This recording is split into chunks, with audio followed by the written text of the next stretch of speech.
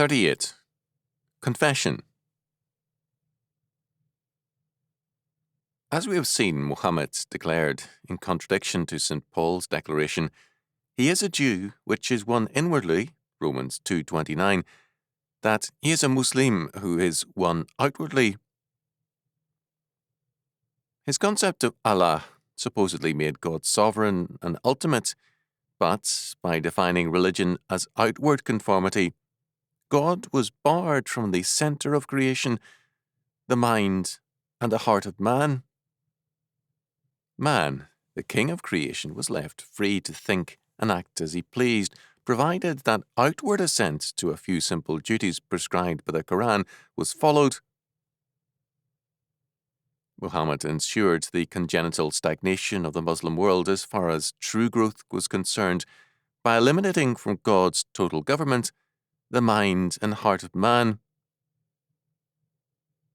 The restlessness of the Orthodox Christian, and especially the Puritan, with the status quo, and his continual desire to improve himself and his world, and his delight in growth, is lacking in the Muslim, who sees all outward things as fate, and is content to leave things inward alone. The inwardness of biblical faith reveals itself not only in the requirements of God for man's heart, but in the doctrine of confession. Two verbs in the New Testament are translated as confess.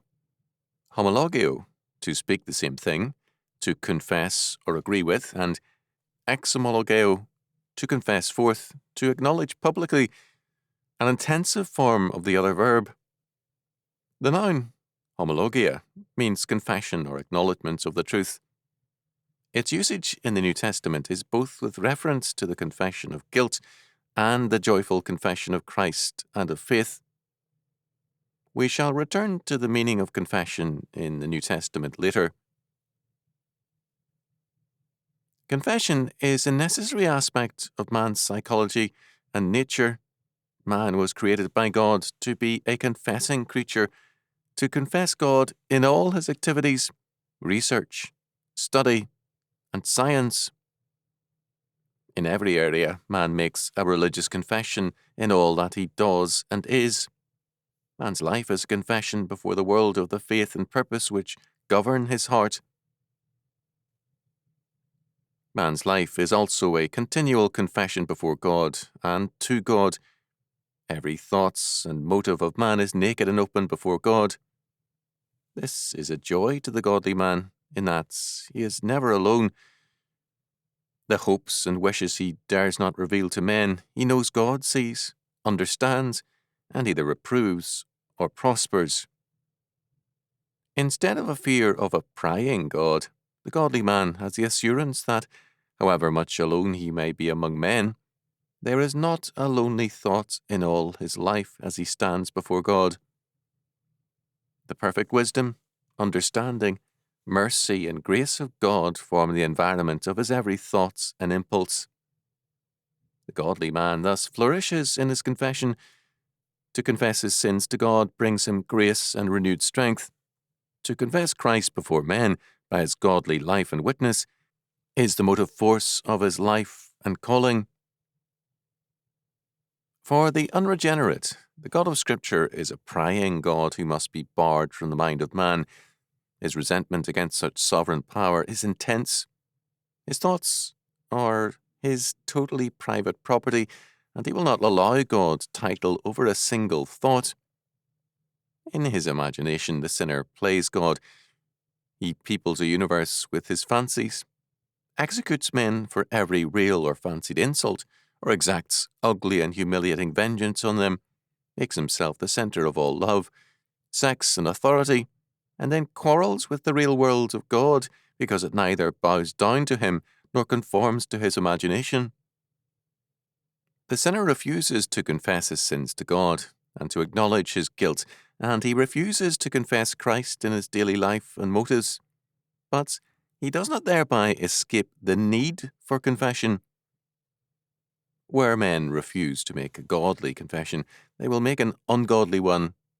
They will confess with their lives in word, thought, and deed their rebellion against God and they will confess with their mouth their sins, whether in bravado or in spite of themselves.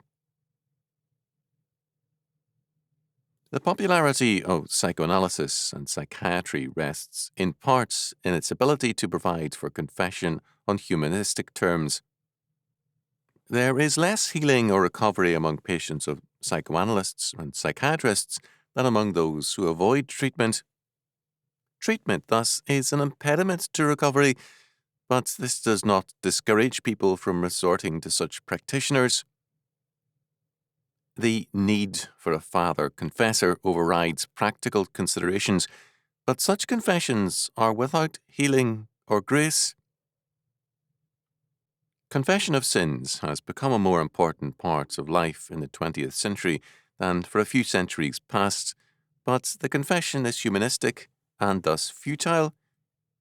The humanistic confession is an evasion of guilt. The significance and importance of confession for humanism appears very clearly in the group sex circles. These groups hold to a relativistic philosophy and an emphasis on experience. Their perspective is summed up in the statement, "Don't ever knock anything unless you've tried it." The moral premise of group sex is the sharing of guilt by confession. Group sex has supplanted wife swapping. Instead of mutual private adultery, the group sex cultists practice their rites openly and in the same room. Husband and wife then later confess to one another their every act and thought. This sharing is seen as moral. Mutual guilt means that no one can cast the first stone. By mutual confession after mutual guilt, each feels cleansed and free, supposedly. The marital partners each play God and give mutual absolution. The result, instead of cleansing, is the burning out St. Paul described in Romans 1:18-32. The group sex cultists move on rapidly to perversions, to homosexuality, sodomy, bestiality, incest, and whatever else their minds can devise. Having forsaken God, they derive their vitality from sin, and it takes continually fresh and intensified sin to revitalize them. Their confession is indeed of sin, not as guilt, but as achievement. The guilt is there, but also an exultation in having transgressed another time, another moral boundary. Because of this urge to confession, both because of guilt and because of pride, the sinner cannot avoid confessing a sin to someone. Just as the covenant man confesses his sins to God and confesses Christ before men, so the covenant breaker must also confess both his guilt and his faith. And the two are one: sin.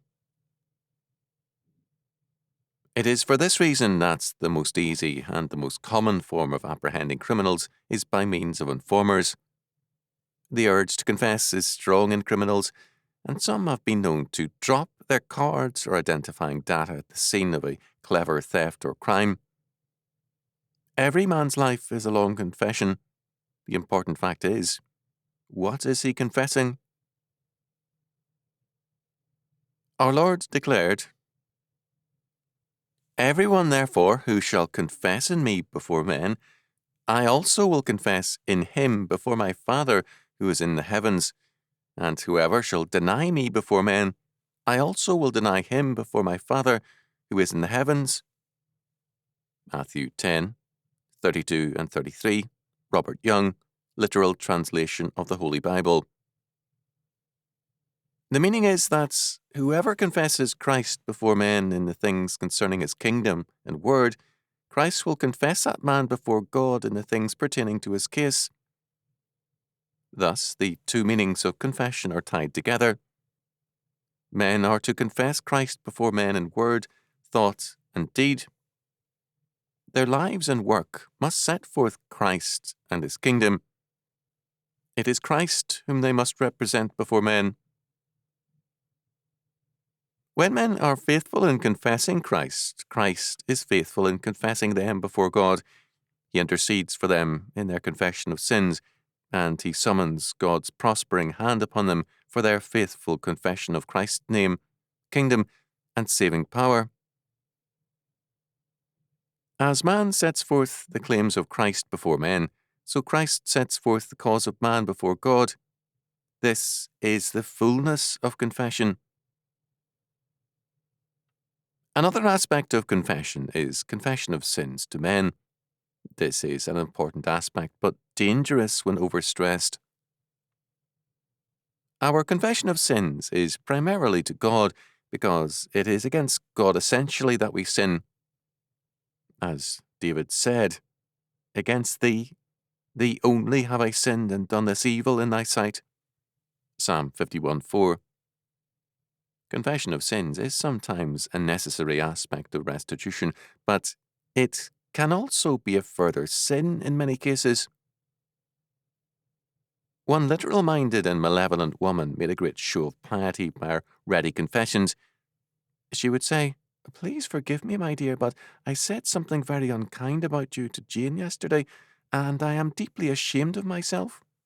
Or, "My dear, I am so ashamed of myself, but I listened to Betty say some nasty things about you last night, and I kept quiet. Please forgive me." What she maliciously accomplished in the name of faith was to slander people to their faces, repeat to them what they would never otherwise hear, and then require them to prove their faith and charity by forgiving her. Sin in such cases masquerades as faith. The same is often true of adulterous men who insist on telling their unsuspecting wives of past adulteries with a great show of contrition and repentance. Such confessions manifest as pseudo-piety used as a form of absolution and as a license to sin. Ann Manders, in her column, reported such a case. "Dear Anne, my husband has been unfaithful 3 times that I know of. His first playmate confessed by telephone. I had no idea who she was. I'd never heard of her and was shocked. The second blow came when my husband sobbed out the details of a torrid affair after we have seen a very touching movie together. The third woman showed up at my home and said she wanted me to know what kind of man I was married to. I nearly collapsed. Dumb, yes, but true. Knowing didn't help. Why did these people tell me?" Ignorant wife. "Dear wife, because they needed to unload and they didn't care who was hurt." Ann Anders' comment is to the point. For the humanist, absolution and virtue are too often in the fact of confession itself, not in a change of heart and restitution. The adulterous husband felt greatly relieved after his confession, as though his act as a virtue cancelled out his sin. Such confession has as its goal the satisfaction of human goals, whereas godly confession is Christocentric. Man confesses his Lord before men, maintaining an open and confessing a heart before Christ, who in turn confesses man before God the Father. The verb confess, exmologeo, is translated also as praise or thank in Luke 10:21. When our Lord declared, "I thank or praise thee, O Father, Lord of heaven and earth, that thou hast hid these things from the wise and prudent, and hast revealed them unto babes, even so, Father, for so it seemeth good in thy sight." Praise, celebration, and gratitude are basic aspects of confession. Men not only confess their faith and their sins, they also confess their values and rejoice in their thoughts, actions, hopes, and calling by their confession. A man confesses that which he delights in by the totality of his life, by his every word, thought, and deed.